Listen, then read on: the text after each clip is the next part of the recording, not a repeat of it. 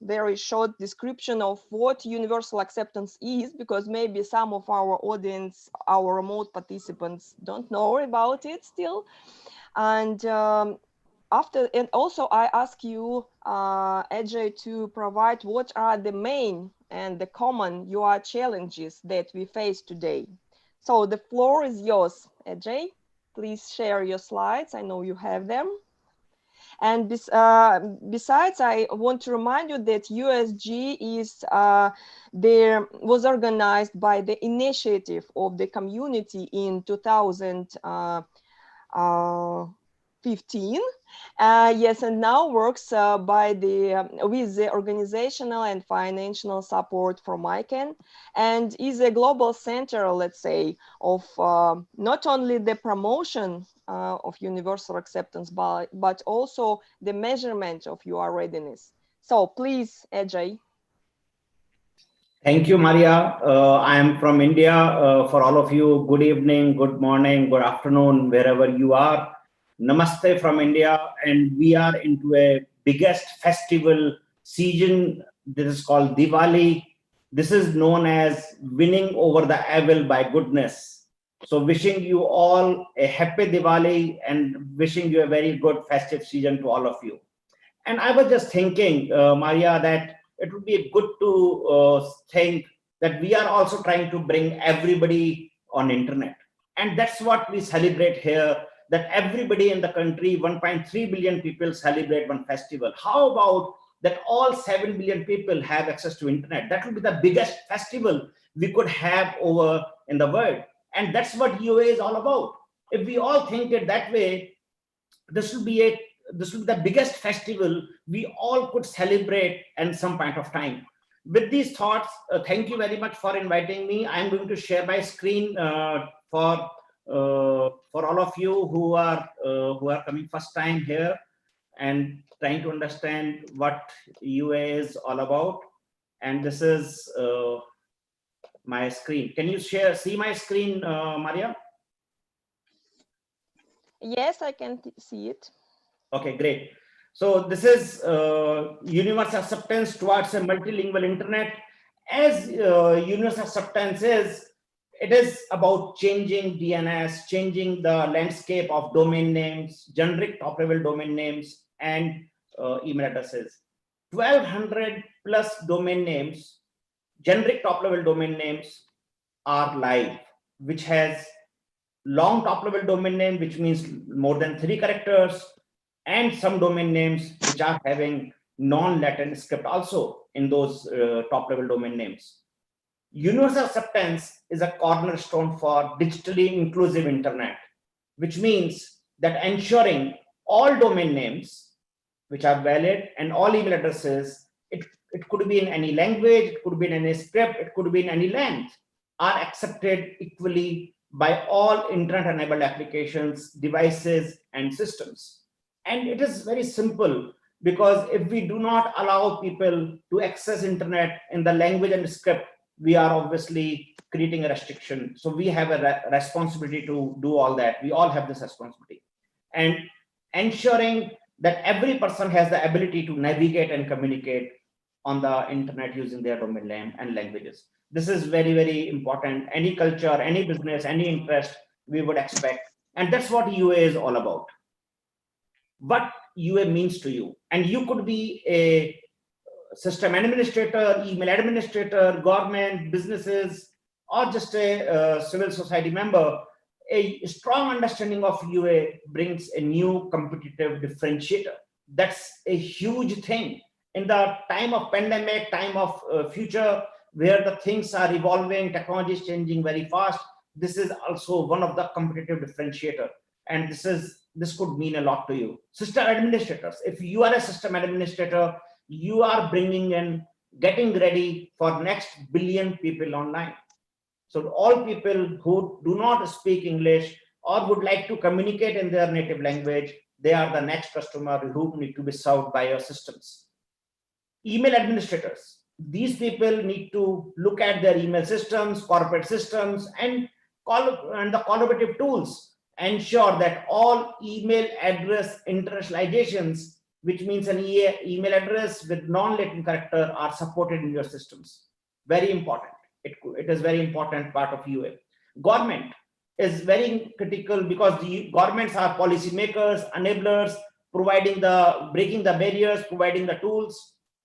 And we have case in Rajasthan. We are going to talk about it more during the course of the discussion. These are the people who are going to enable us, who are going to break the barriers by policies. Businesses are obviously directly commercially driven, and they need to bring this UA readiness in their system so that the next billion people online who are going to come online are going to be served by your businesses, by your software tools, only when you support the UA standards and practices.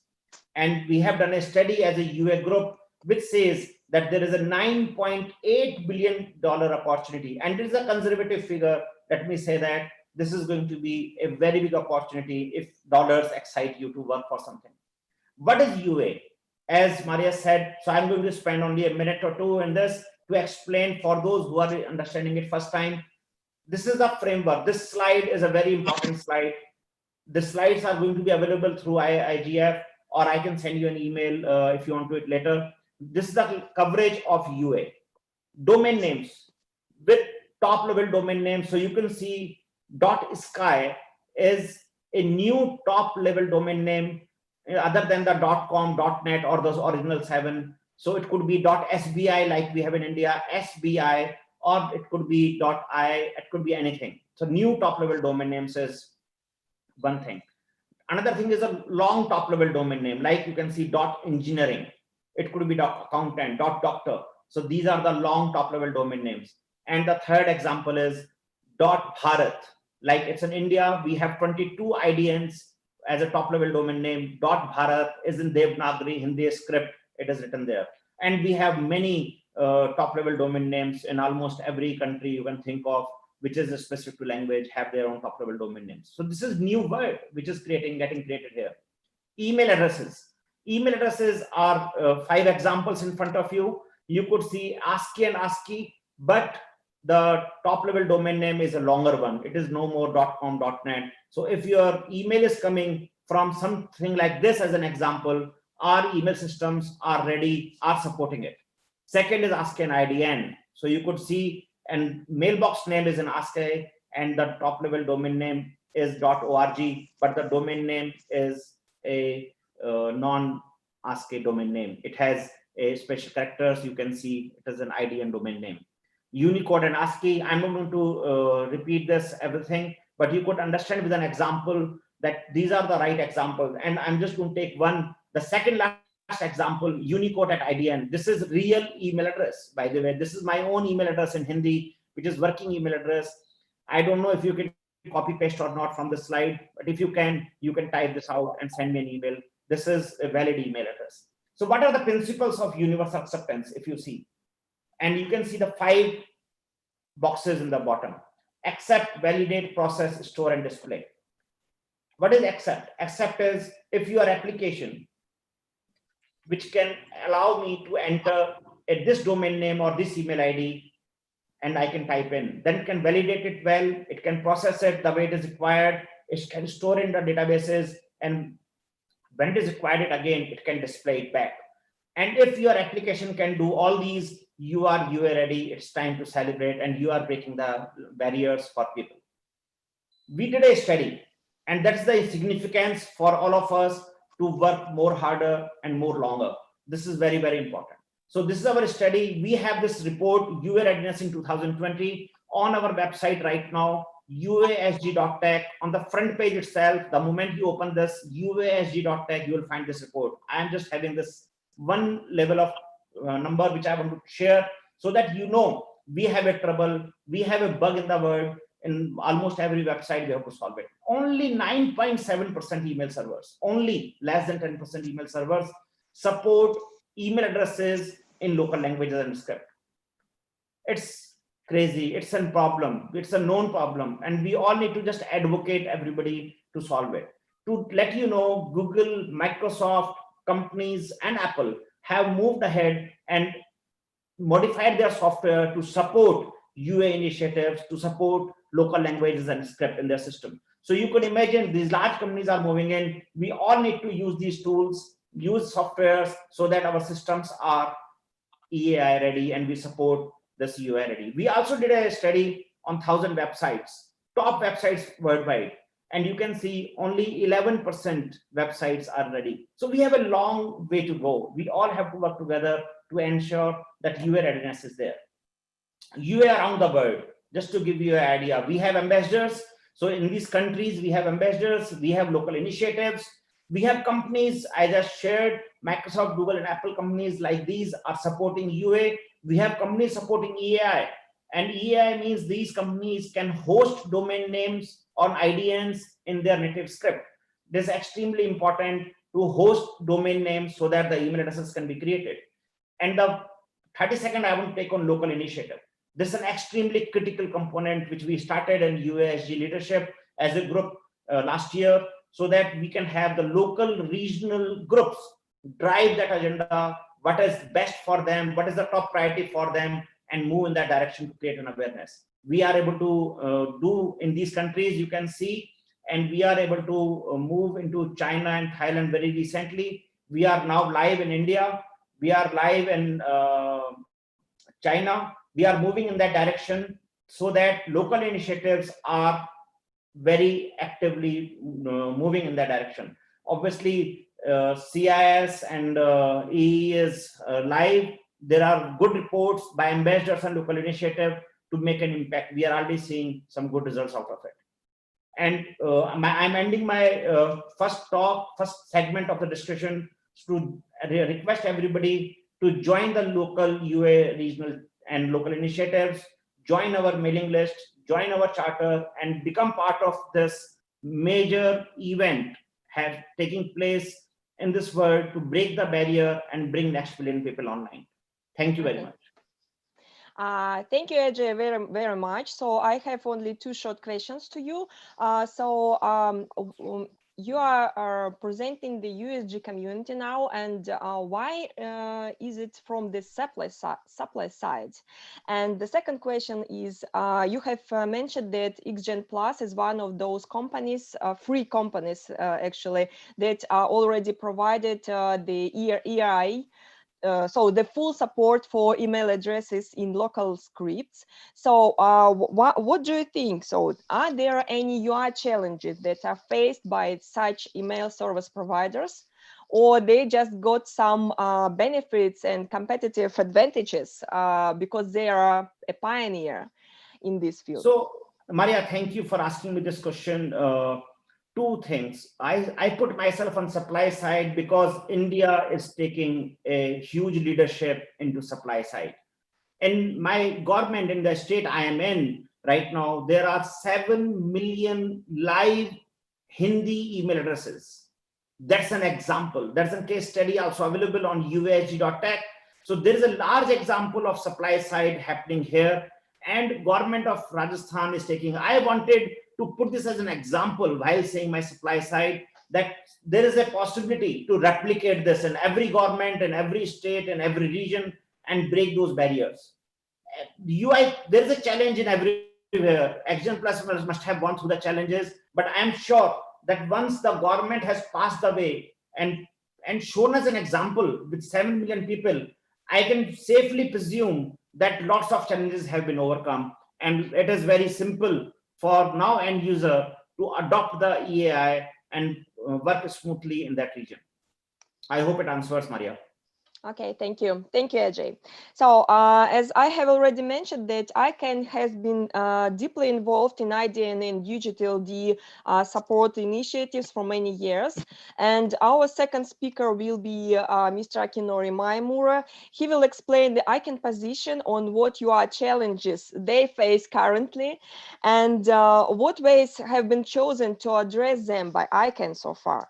And as a person with the recent or the current technical background, I know that Akinori has been a networking engineer sometime and really has really good understanding of IP addresses, constituents, and so on.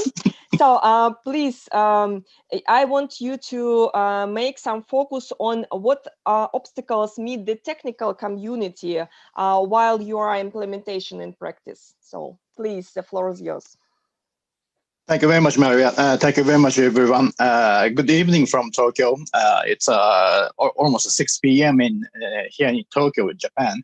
My name is Akinori Maimura. Thank you for your introduction, Maria.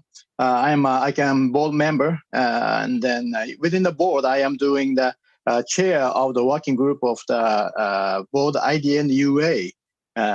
So I'm the board member in charge to deal with this issue. First of all, I'd like to introduce you the IDM side. So before the universal discussing the universal acceptance. So the ICANN is the responsible for the unique identifier, and then with the help of the other stakeholder, like for example, regional internet registries, and then Internet Engineering Task Force, they are doing the numbers side and the protocol side. And ICANN itself is doing the domain name things to establish the rule, how to put the rule for the what kind of the character string can be put in a top level domain name the field. So, as Maria explained in the very beginning of the session, the IDN country code TLD started in 2009. So it is more than we have the history of the more than 1 decade. And then in 2012, we started the new GTD program to expand the namespace for the TLD. So these are for expanding the namespace for creating the customer choice and the competition based on the very incumbent the original TLDs like .com, .net, and .org. So it is how to expand the TLD the space, and then the IDN is one part of that expansion of the TLDs. So we had more than 100 to 1,200 TLDs after the such kind of the expansion to create new namespace. So now with this, the IDN TLD implementation has enabled to those who speak languages other than English to deal with their own languages in the TLD field. So, the difficult point of this is that introducing the new type of the characters may introduce the instability as well. For example, we needed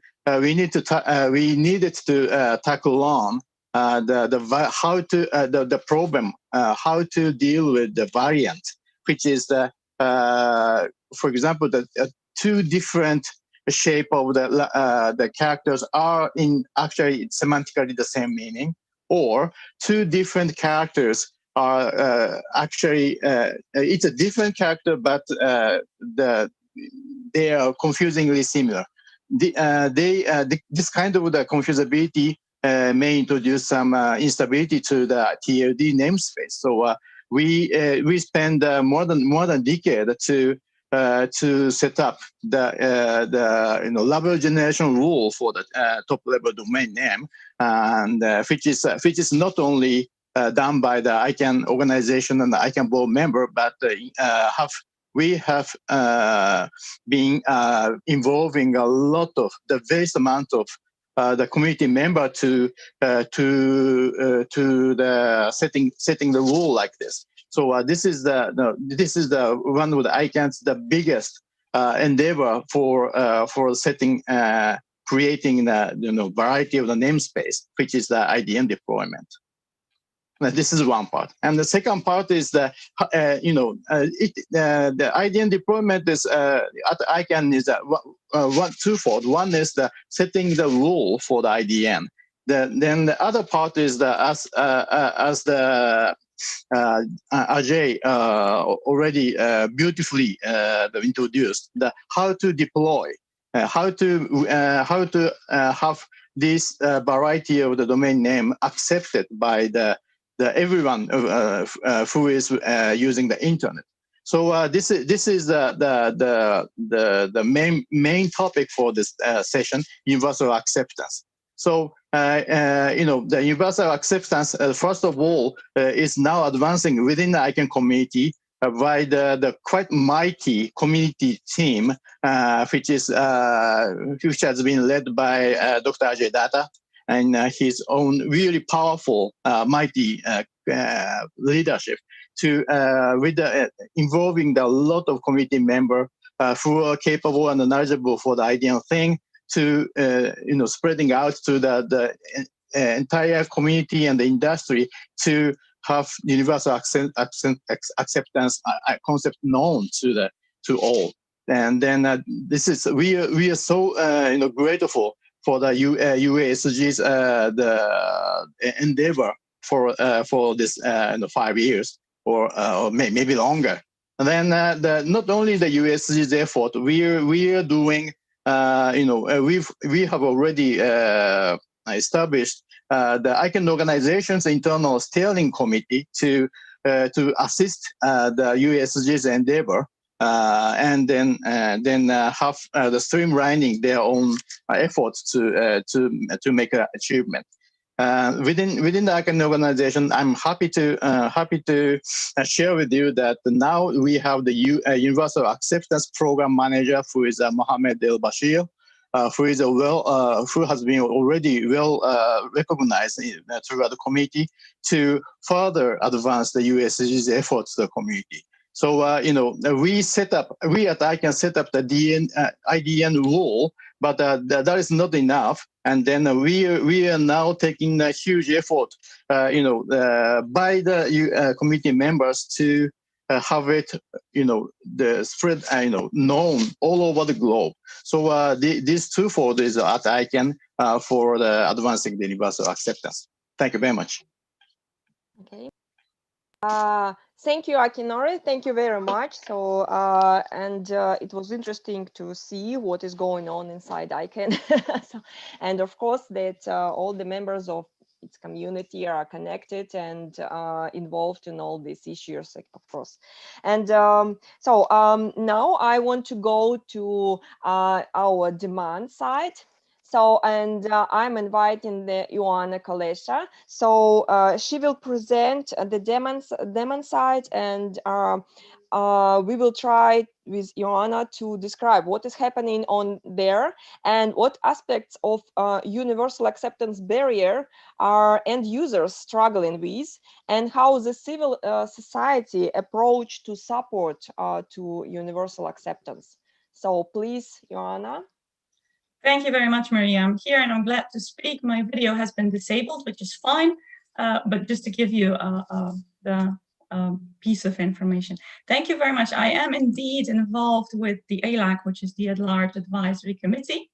We represent internet users, and that often leads to many questions. How do you guys do that? How do you get an understanding of the 4 billion people that are online? And we would in no way aspire to represent everyone individually that is involved with using any kind of an internet service. But what we try to do is we try to understand what an average end user is expecting from an online service. And we try to represent those expectations the best that we can. In that sense, we understand that there is a commodity of expectations that need to be expected.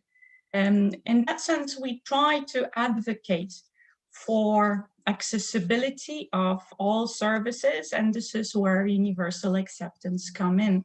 We would tend to look at universal acceptance as a tool for an average end user to be able to better use the services that are available online. In that sense, universal acceptance to us is a compilation of elements, as AJ wonderfully explained, and I do encourage you to use his email address. That is a lesson in itself in universal acceptance, as he kindly agreed to share that.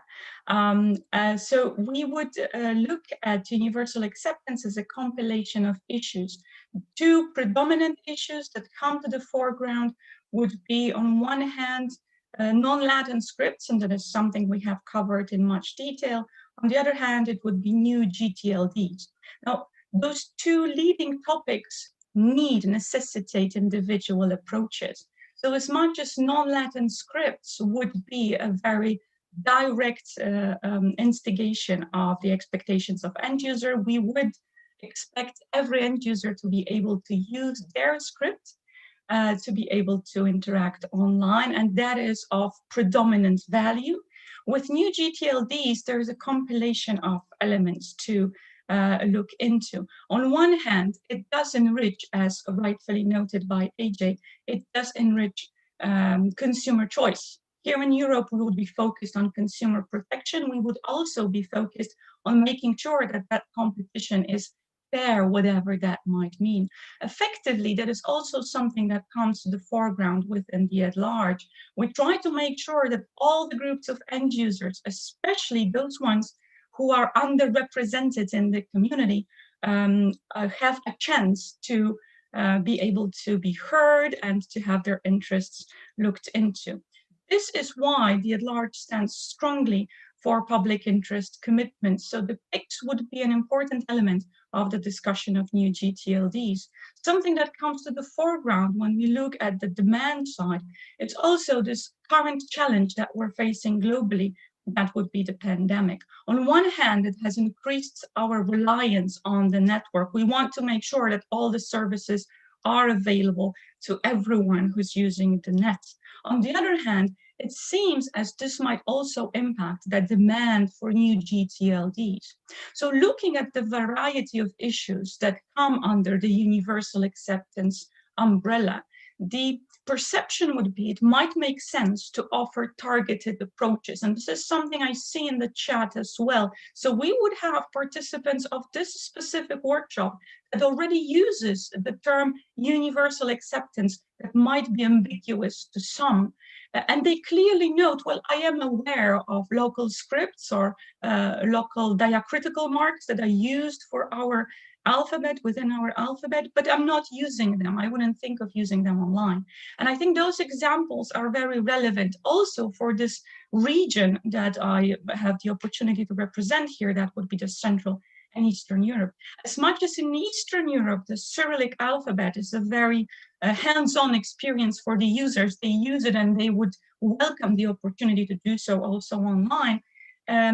In Central Europe, where we are accustomed to using Latin scripts, the awareness of universal acceptance is unexpectedly low. So we would encourage raising awareness, and I welcome Akinori's and AJ's comments on targeting that outreach to specific stakeholder groups, particularly when it comes to governments and taking on local initiatives to raise awareness about all aspects of universal acceptance, particularly the scripts, the elements of non-Latin scripts that appear in local languages. That would probably be useful. It is also an element of capacity building. So incorporating segments on universal acceptance in academic courses, various courses, both that deal with social sciences, on internet governance, international relations, but particularly when it comes to computer science students, raising awareness about how the DNS is built, how it operates, how it works, and effectively why universal acceptance, as ambiguous as it might be, is relevant.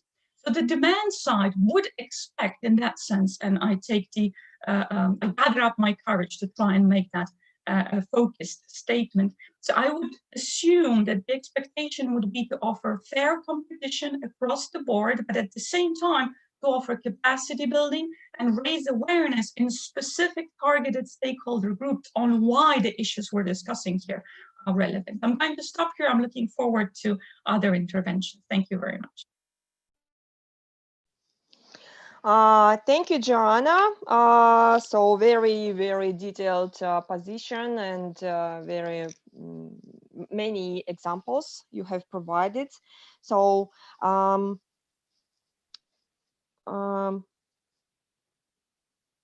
I have one question for you. So I think that you have already mentioned it, but maybe you can add something in this field. So from the end user perspective, how do you think, is universal acceptance a main barrier, and exactly this prevents achieving the truly multilingual internet? Or if not, what place does it take among the others aspects? Universal acceptance is of high importance to the entire end user community. This is a discussion we have had with NVIDIA at large for quite a few years now, and there is no doubt that universal acceptance is of predominant significance.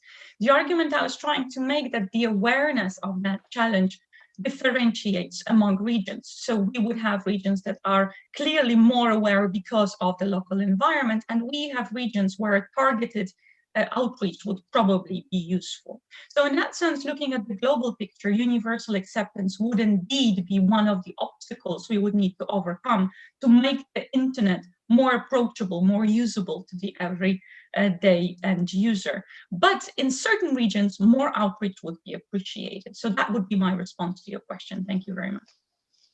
Thank you, Anna. We are continuing to look at the demand side, and as it was mentioned already by Ajay Data, so achieving the full implementation of universal acceptance will bring new business opportunities and open a wider market for entrepreneurs using online resources. So, for example, the registration of domain names in local languages can grow if end users find the email addresses based on these domain names are correctly accepted. So to consider the UI challenges are existing for the business community, particularly the domain name business, I invite Walter Wu to and ask him to share his opinion from the domain name industry. So, okay, but okay. So the floor is yours. Thank you, Maria. It's my great honor to have this opportunity to present and communicate with the industry experts. I just make a simple self-introduction. I'm from China, Chinese IDN Registry .trademark. I currently also serve as the UA ambassador, and also I serve as the deputy director of the Chinese Domain Name Initiative and the Internet Society of China. We also call it the local initiative of the UASG. I will share my point of view about our understanding about the UA challenges in China. As you may know, Chinese is the official language in China, and simplified Chinese is officially used in writing script in mainland China. By June 2020, China have more than 940 million internet users and about 930 million mobile internet users. Among those internet users, very few of them can speak English fluently. So for most of the China internet users, traditional domain name system consists of the ASCII code. It's difficult to serve the mission of using natural language surfing online, which is the key value of DNS. So new GTLD and IDN program actually provides the hope for Chinese internet users. Registrants show their great passion for the IDN. There are over 2 million IDN domain names registered in China, and the Chinese registrants contribute 85% of the global GTLD IDN market. However, the UA issue is a big obstacle for IDN and the new GTLD. Some internet browsers don't support IDN. When internet users type in IDN in the address bar of browsers, sometimes it is directed to a search page. The website using the IDN domain names are not included by search engine, or sometimes it is included but not displayed correctly. For example, they display the website name as a Punycode, The IDN email cannot be received and sent correctly. The web building platform doesn't support the pure IDN site. The social media and the messenger software doesn't display IDN as a hyperlink. I just did some the major UA issues, which is very popular in the market. Because of those UA issues, registrants have big concerns about the practicability of IDN. They cannot take the risk of losing potential traffic and the potential customers. So that's why, although there are nearly 2 million registrations in China, you can you just see very few enterprise or organizations just print their IDN on their brochure, product package, and advertisement. Without the using cases, internet users are not familiar with IDN and don't get used to typing IDN for internet navigation. So to summarize, a UA issue has been a fatal defect for IDN. So it's time to fix it. Thank you. Okay, thank you, Walter. And I have one clarification question for you. So you have provided an example that even where the demand, if exists the demand on your ready solutions, the technology is not available or only partly support universal acceptance. So, and the key technology players do not want to prioritize universal acceptance support, even if they see any socio-economic benefits. So, why do you think this is happening? So, why they don't want to prioritize it? Maybe because you have many dialogues with them. So, what have you heard from them, from their side? Yes, I think that's a actually key question. I think very good question. I think the problem for UA issue is not from the technical standard side, or it's not solution side. I think for example, for the DNS solution, nearly every browser, they help internet user to navigate online. So that's their obligation to provide the standard DNS. That's no problem for the ASCII domain names. But because of some internet browser in China was developed by some internet company, some search engine. So for those vendors, the traffic value is pretty important. So they will redirect search or type in of an IDN domain name as a search string and redirect to a search page. I do think that's a pretty technical solution problem. That's kind of I think that's a kind of what their aim for the commercial value, for the maximum their commercial value. And also I think that there's a gap between the domain name industry and the technical side, or we say the internet provider. So and also for the email solution, I think the email solution is pretty mature. I mean, from the IETF standard, whatever, but no email vendor want to jump out to be the first to support the EAI, because if they did that, maybe they will get the pressure from the customers. For some emails cannot be correctly sent or received. I think every vendor afraid of that. So that need the communication and need the collaboration. I mean, to let the email vendors to implement the EAI at the same time. So to summarize your question, I think for the whole UA issue, it's not the pure technical problem. It is a kind of a, in different market, there were a different reason, why they do not support the UA. I mean, I only explain what happens in China, sometimes because of the commercial value, sometimes because of, nobody just want to jam out. And also another very important thing is because the demand. I mean, it is like a chicken and egg, issues. There are 2 million domain name registration, but very few enterprise or organization began to really use the IDN. For IDN, domain name in China will be registered as a pure protection. People just want to protect their own domain names, but they know there is a big challenge to use that. So nobody really use the IDN. If nobody really use the IDN, internet user never have a chance to use the IDN. And internet user do not use the IDN, but internet service provider, I mean the big internet companies will not really think the IDN is a big demand. So that's why what we need to use all kind of a workshop, education, communication to let the community realize the issue and let everyone work together to push forward. Okay, thank you, Walter, very much for your input.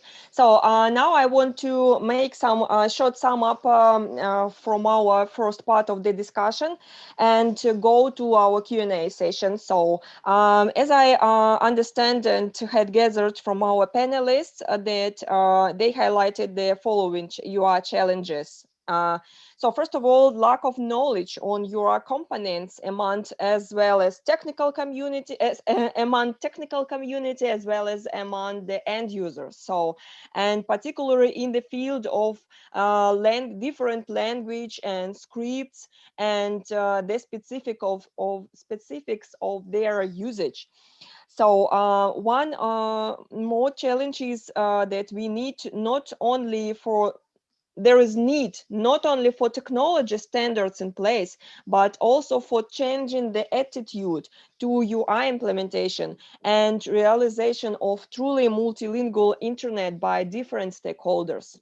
And also we need the diversification of approach in promoting different components of universal acceptance, and especially in different regions. So because the level of understanding is quite diverse.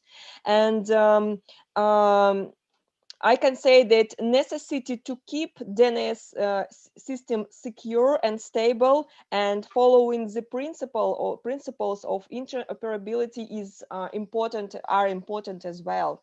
So, and Akinori has mentioned about these points. Also, as Walter has mentioned, we see the gap in communication between the domain name market and popular internet application. And so internet-oriented application developers, they don't want to prioritize universal acceptance support. Because, as I understand, because they don't see and that they can make profit in the very short term. So because they don't see the commercial benefits. So I hope that I managed to gather all the inputs. Now we are going to our Q&A session, and I'm asking Dennis if there were some inputs from our remote participants. And if anyone wants to ask questions, so please raise your hands. I think we will have time for 2-3 questions from the audience. So Dennis, we begin with you. Sure, Maria. Thank you. I hope you can hear me okay. Yeah. Yeah, so there were a few comments on the chat box that I have summarized. So I think there are 3 main ideas here as far as challenges to adopt or promote universal acceptance. So the first one is the lack of web content in local languages. And I think the comment goes into, right, if there is no local content using the local native languages, I mean, domain name is an extension of that. So not having local content does not promote using local languages. The second challenge is that users have come accustomed to domain names not using accented letters or special characters for that matter. And that perhaps speaks to when the internet was introduced many years ago, and only ASCII was the norm. So users have to work around that. And now that when you introduce IDNs and such, that's something that is not familiar, I guess. And the third challenge for universal acceptance is that nowadays, I mean, the search engines, which are a very powerful tool, also help users go around not having to memorize domain names. And so they can search in English or their own languages. And so that's kind of the way for them to find the website, the content they are looking for. And in that comment, there's a question, right? So if that's the case of search engine replacing, the need for memorizing domain names, then how can service providers support adopting IDN and UA? So that's the question in there. So those are the three main challenges: lack of web content in local languages. The second one, users accustomed to domain names not using acceptance letters. And the third one is the use of search engine, so people don't have to memorize domain names. Okay, so thank you very much for the input of our remote participants. So now we have questions, and I want to give the microphone to Martin Botterman. So please, you are welcome. Thanks, Maria. Thanks, everybody, for a good update on universal acceptance and the specific interesting part also of IDNs up and beyond that. And appreciate both the technical, the market, and from Joanna, also the user's perspective. And I think the key point that Dennis made is the biggest driver to get this going is to make it interesting for people to come online, to use it. And if most applications may be regional or even in a province or locally, to support people who don't use the internet across the world, but are interested in using the benefits for their local region, then maybe governments can step up and take a role there. Content provision. So for sure, a continued call to governance that care about their people being able to use this well, to start offering more and more content in the local languages.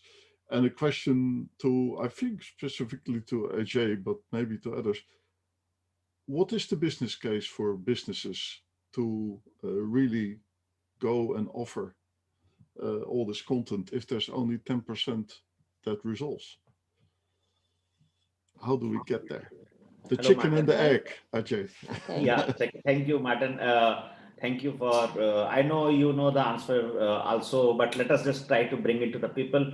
There are one more question which I read on the chat is those countries or the regions where the language is not really an issue, why they should adopt the UA practices. So let me just try to put my mind up, and then all of the friends here can add my views. Let us assume that you are a country where no IDN is required and you are a completely English specific country. But do not forget that you do not work in isolation, you work with the world, and world will have email addresses in their languages, and you would like to communicate on them. They would like to send you an email. They would like to send you an invoice or the payment receipt from that domain name. And if you do not accept, you will not be able to work with them. It's just a small case. And when you are dealing with the whole world, then of course you cannot just be in isolation of your own standard. Then we have to follow the path of the standardization. That's the power of internet. I need not to reiterate that.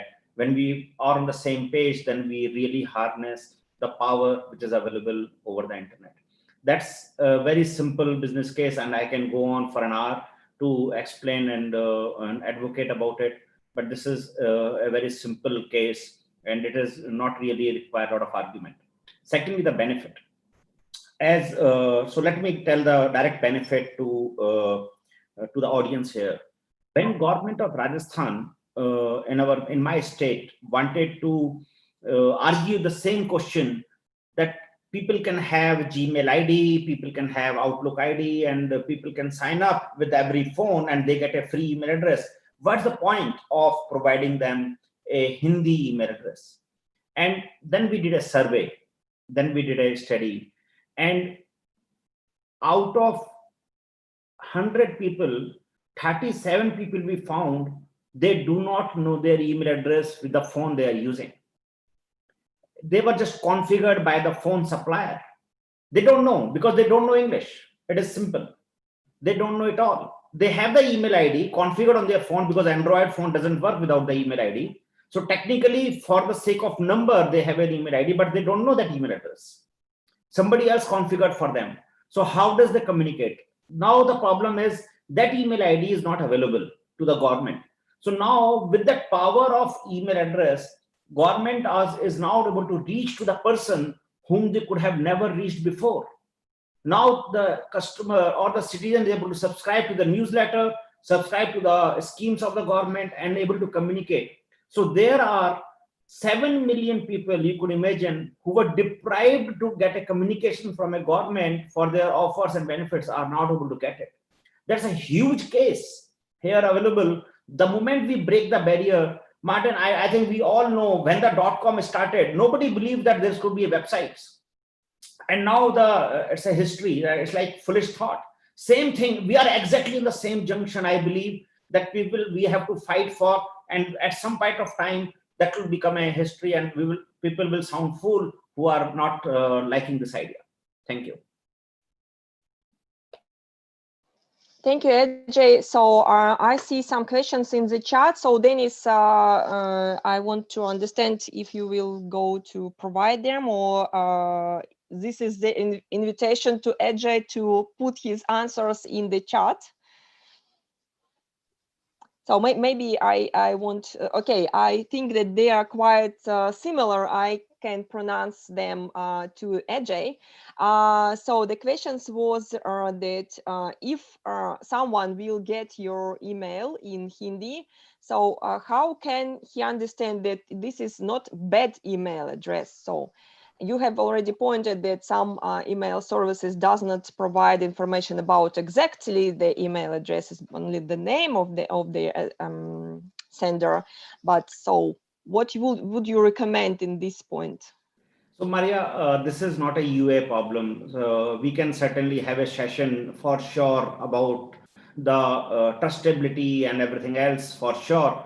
The idea, and this is it not a problem in ASCII domain when I receive an email from Maria Kolonasavika at yahoo.com? Do I believe is it from you?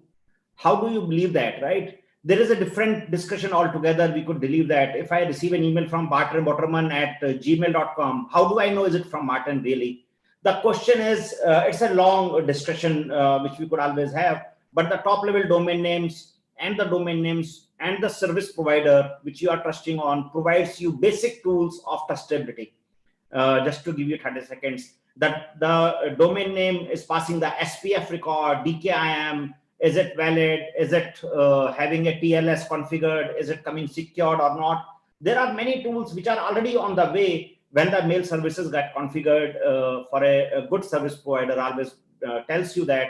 And even the clients nowadays, if you see even the Android and iOS and Microsoft, all three, and a basic hygiene check is always being performed, whether the domain name which is coming and the mail source which is coming is malformed or bad source from the IP addresses per se. These are basic hygiene which happens, but the similarity from the security point of view is, I guess, and this is my view, that ID and domain name offer more trustability and more strength and then an ASCII domain as of now, because the spammers don't understand them, they can't attack you. The spammers do not create the mails out of these ID and domain names. There may be a very small percentage which can come in. There are.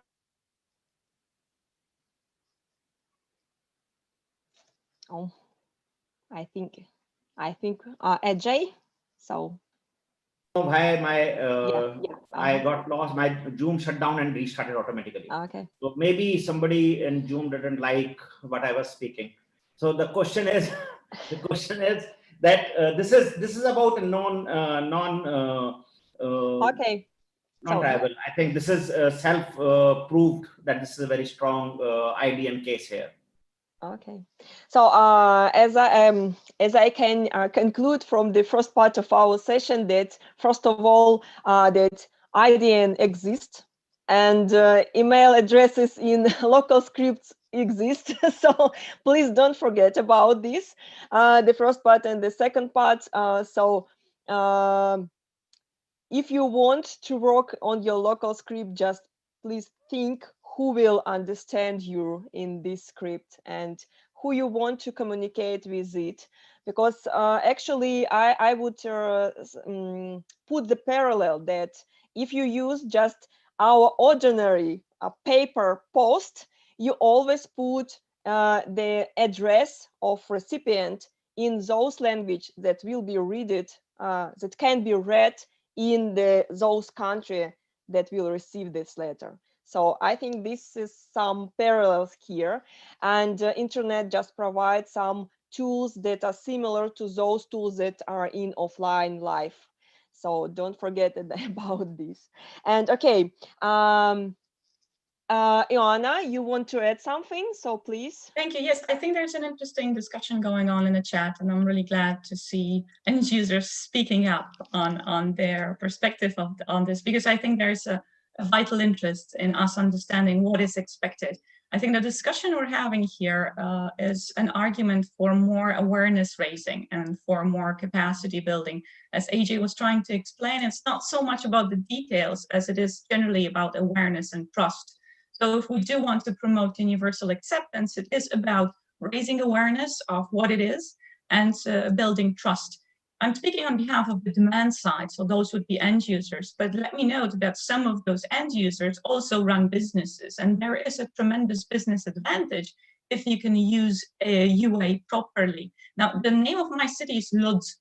I'm going to type it into the chat. If we were to use Polish script, it would be Łódź. I think that would be a tremendous business advantage if there was a local business here that would be able to use this very original Polish name. So I think there is a certain advantage that we could use to encourage people to join the universal acceptance movement we're trying to represent here during the IGF, but it does come at the price of making them aware of what it is and building the trust. So I appreciate the discussion we're having here in the chat.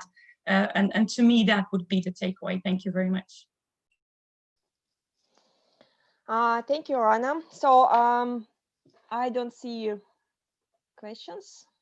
Dennis, do you think we have also? No question, but I think it follows on the thing about the UA problem, two sides of the same coin, right? The technical issue and also the end user, the people acceptance issue. So it talks about follows on the raising awareness on both ends. Okay. So I suggest all of us to come toward the second part of our workshop. And so at the first part, we have analyzed what makes universal acceptance like a barrier and what challenges all of us faced in this field.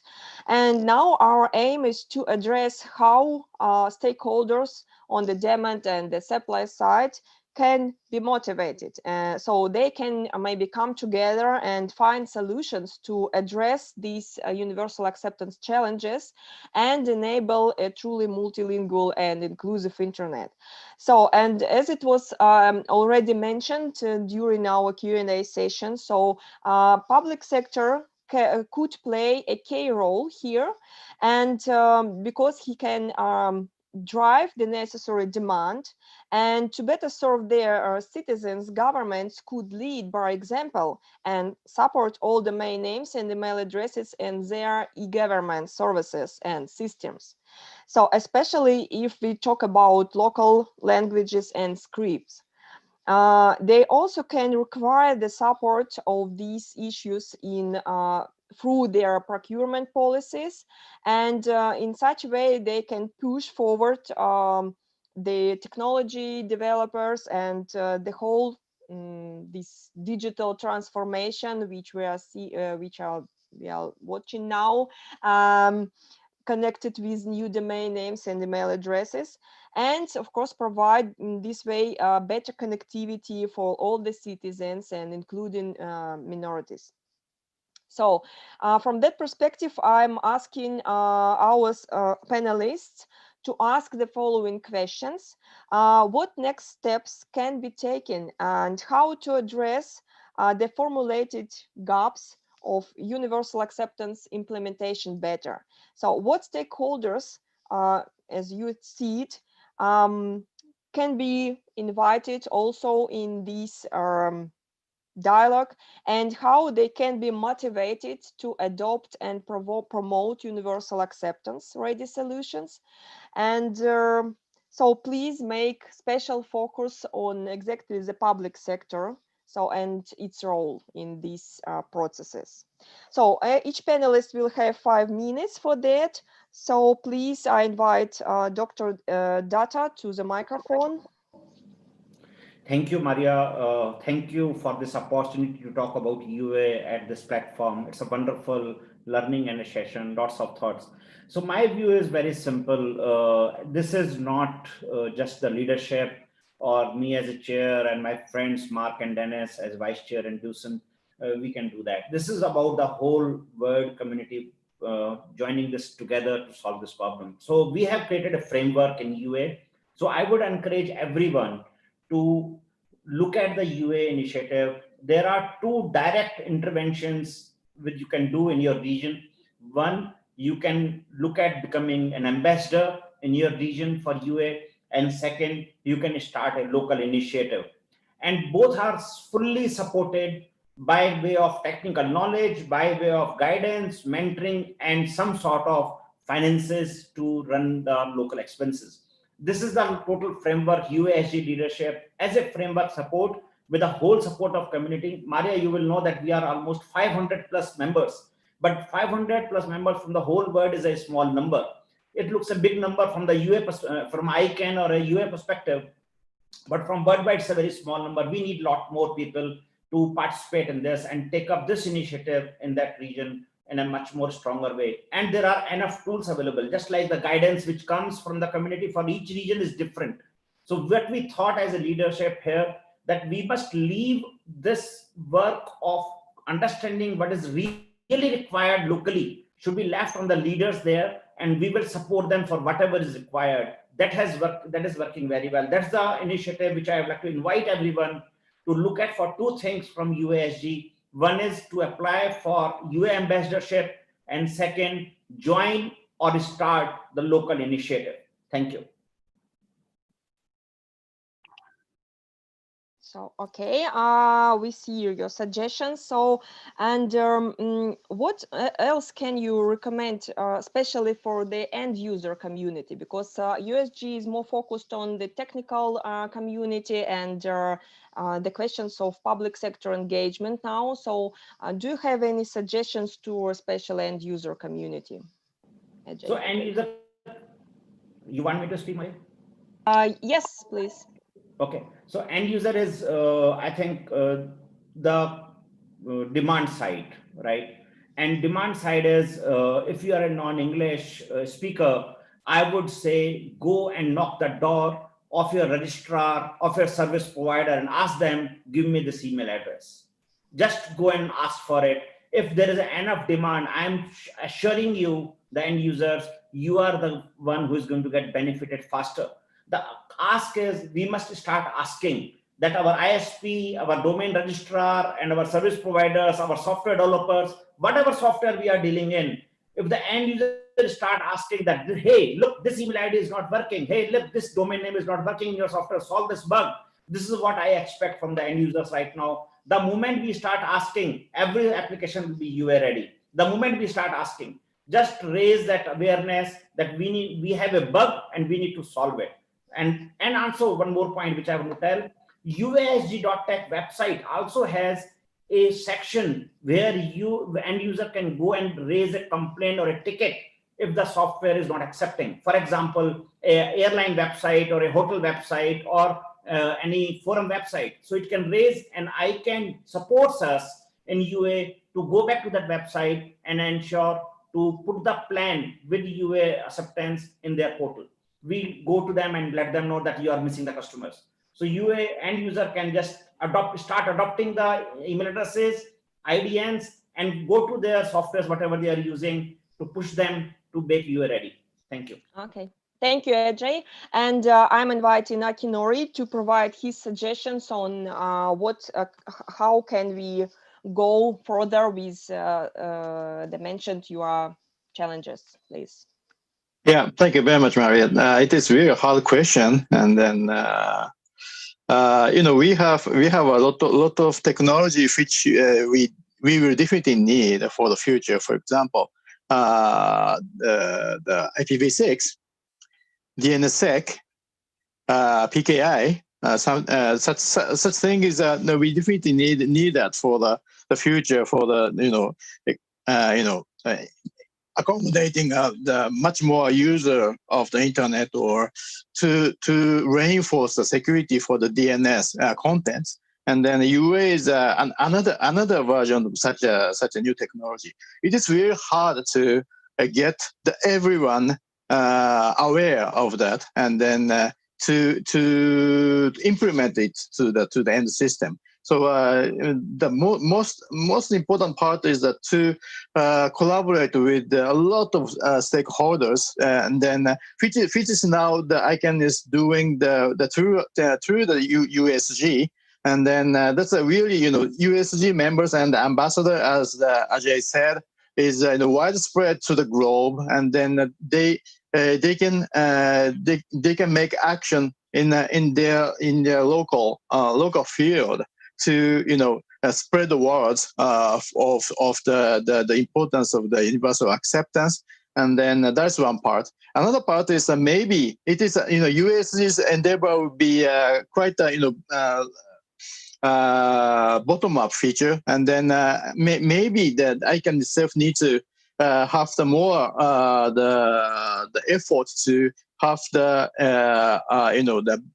bigger player to have the much more advanced to the universal acceptance. So that's another point. And then as already told, the government is really important to advance the universal acceptance, because this is the multilingual issue, and which is a quite cultural issue. And then the government, which government may be quite interested and obliged to move it forward. So such a not only government but all stakeholders should be involved, and then the USG and ICANN should to reach out to the various stakeholders to advance it. So, sorry with the lack of the concreteness, and then we very short. We should try very hard, farther and farther. Thank you very much.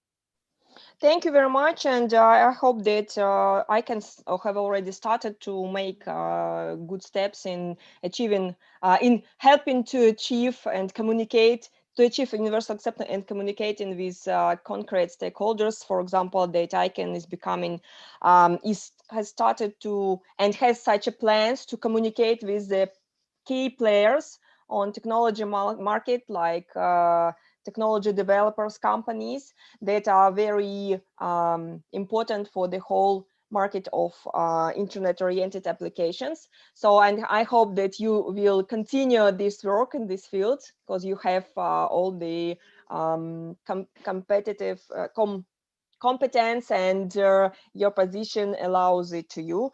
So, and now I want to have I want to invite Ioana Kulesa to provide her position from the end user perspective, and please also share your opinion on public sector engagement. Ioana?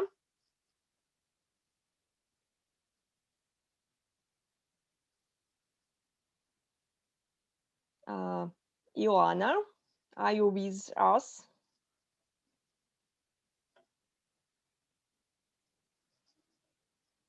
Okay, then while we will connect Your Honor, I think, so not to lose time, I invite Walter Wu to provide his inputs in this field. So Walter, please.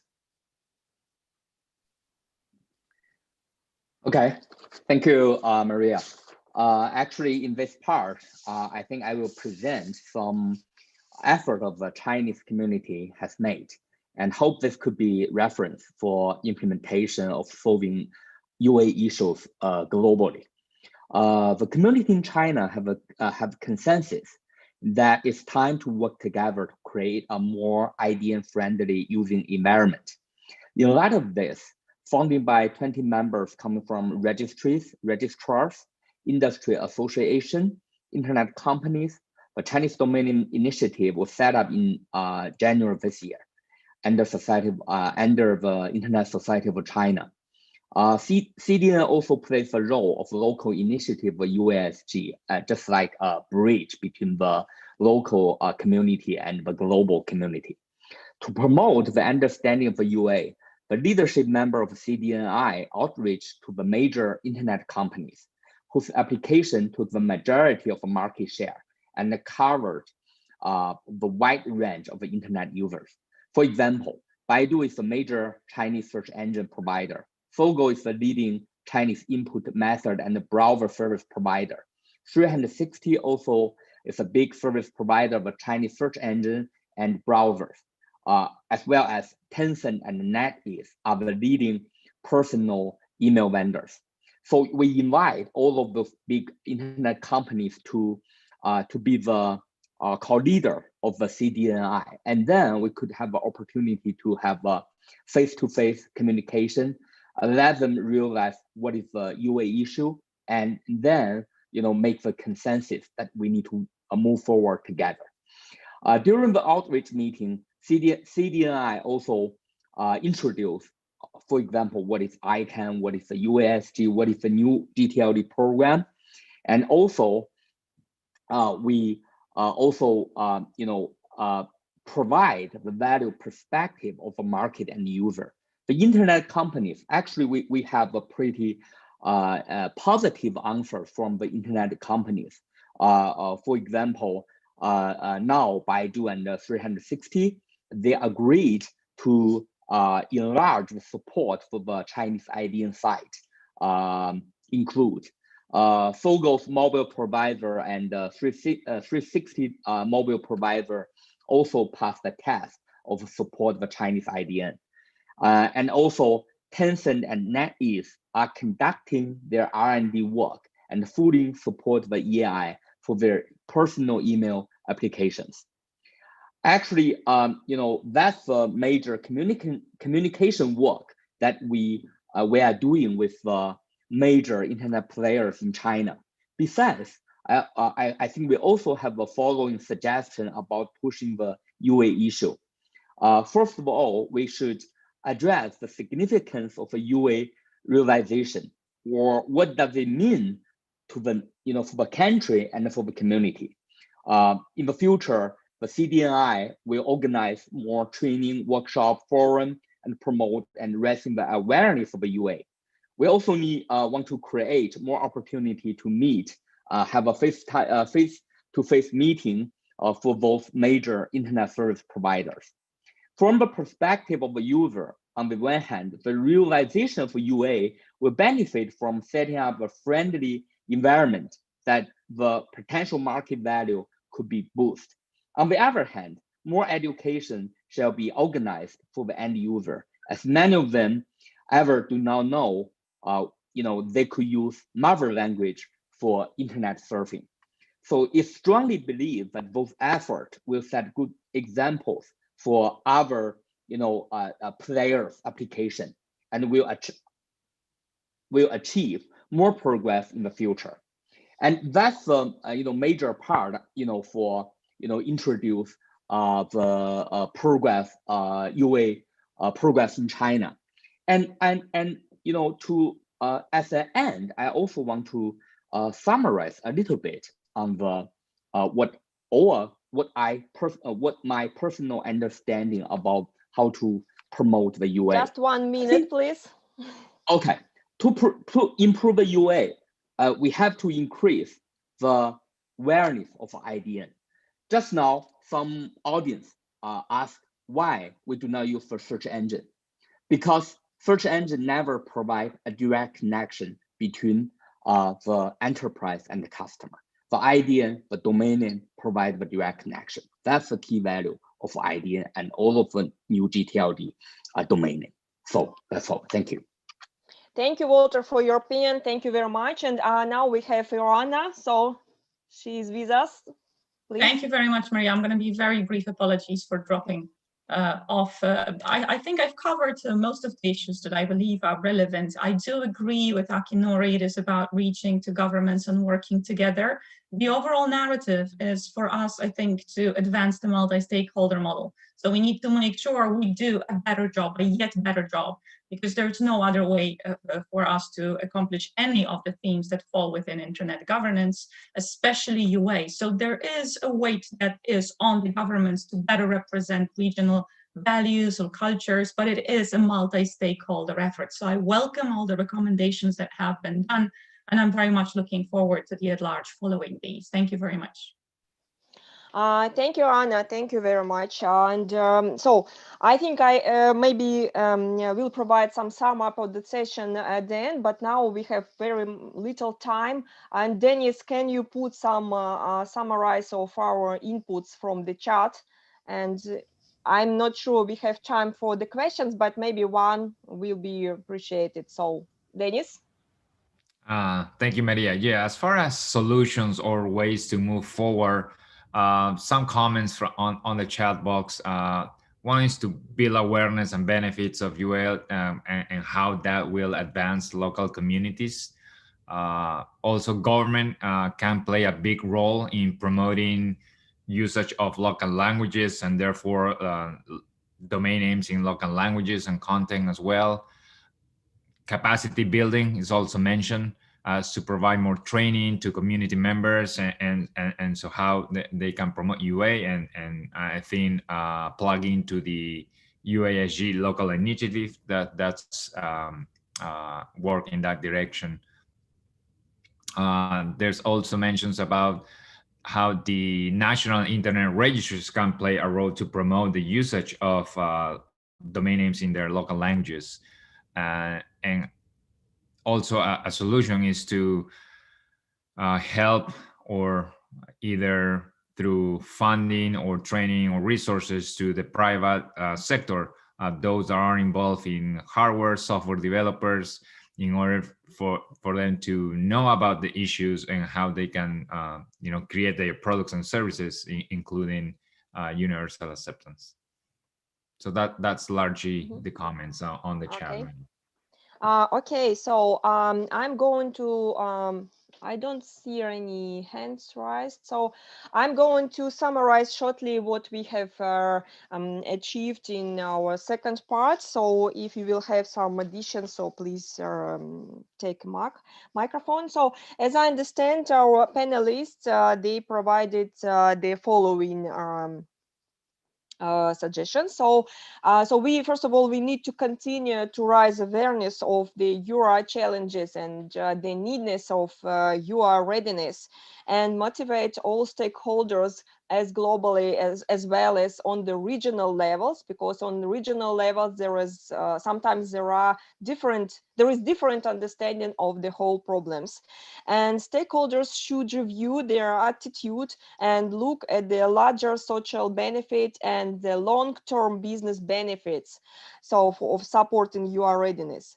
And especially public sector can lead by the example and drive the whole universal acceptance implementation process through the instruments and tools that they have. and they used and provide for their citizens. So we also need to provide more education for end users on their possibilities of using local languages and scripts by their choice on the internet, and explains these different categories mentioned by AJ Data, which are involved in universal acceptance scope. And we also need to reach the global technology leaders to support universal acceptance in their solutions for broader adoption by customers. There is the need to develop and provide trainings to the global technical audience on how to enable UR readiness in their systems that Walter has mentioned. And we also can incorporate in the universal acceptance readiness thematic in special technical degrees, or in educational programs, so for computer science students, so they can be involved in all decisions before they start to work on our market. And of course, it should be made in collaboration with academia and universities communities. And end users can be a part of this URI implementation process if they actively will participate and communicate with those organizations they are contact with. So they can ask for this support, and in such a way to demonstrate the high demand on these services. And of course, we need to keep an eye on DNS secure and stable issues, and as I have already mentioned, to look how to follow the interoperability principles of the internet. So this is my conclusion that I have put from this session. So if you want to put some notes, just we actually are out of time, but if you want to put some closing remarks just for a minute, I can provide you the microphone. So I suggested for our panelists. So do you agree with these conclusions, or want to want to add something? Maria, I want to end. I want to say a few seconds before you end, just for the benefit of audience, that UA is working very actively to find the technology gaps, find and work on them very actively to find the solutions, make them more straightforward, make them more ready. And that's the very active work which we do as a community. And there is a specific working group, measurement working group, which tries to do that. There's a technology working group which works on technology side. There's a communication working group. So there's a good structure. So I would request everyone who is not aware about UA, please visit uasg.tech website. You are also welcome to join working groups. You are welcome, and you are straightforward. There are no rejections. So if you are interested to contribute, you will be welcomed, and you will be able to contribute. So with these thoughts, I want to thank you from UA for providing the opportunity to talk about it. Thank you. Thank you, AJ. So Akinori. Maria, thank you very much for your excellent wrapping up. It's really great. And thank you very much all panelists and all participants for the good suggestion, input, ideas, which helps us a lot. Thank you very much. Thank you, Ioana. Thank you, everyone. It was a pleasure to be here, and I'm looking forward to the at-large supporting the objectives we have so precisely identified. Thank you so much. Okay, great. And Walter? Thank you. Thank you, everyone. And I think a very productive meeting, and I'm always welcome to have further communication with, about the UA, about the idea and implementation in China. Thank you. Okay, thank you for our panelists, for the organizers of this session, and for all our participants. I hope that this session helped you to understand universal acceptance issues better, and you know how to join to these processes. And So what we need to do further. So I want also to mention that I'm really glad that this topic is raised on IGF field, and as now it's one of the priorities in ICANN community and on ICANN fields. So I think that we need to move further, and we need to invite more stakeholders to be involved in all these processes. And of course, these topics should be kept further, and it's also widely discussed now and in the future on regional IGF and on regional and national IGFs. So because this is very connected with the local agenda of different countries. So, and of course, we won't forget that this topic should be also raised on the high level, and public sector should be involved in it. And I know that, for example, GAC, Government Advisory Committee at ICANN, has already made their working group on IDN and universal acceptance issues. So we see that process is going on already, and the engagement of public sector is happening. So thank you one more time. So I hope that all communities and all stakeholders were presented at our session, and we will continue to work together. Thank you, and have a very fruitful week. Thank you, Eric. Thank you all. Thank you very much. ありがとうございました。さようなら。Thank you, Thank you very everyone. much, Maria. Wonderful. Bye. Thank you, everyone. Bye-bye.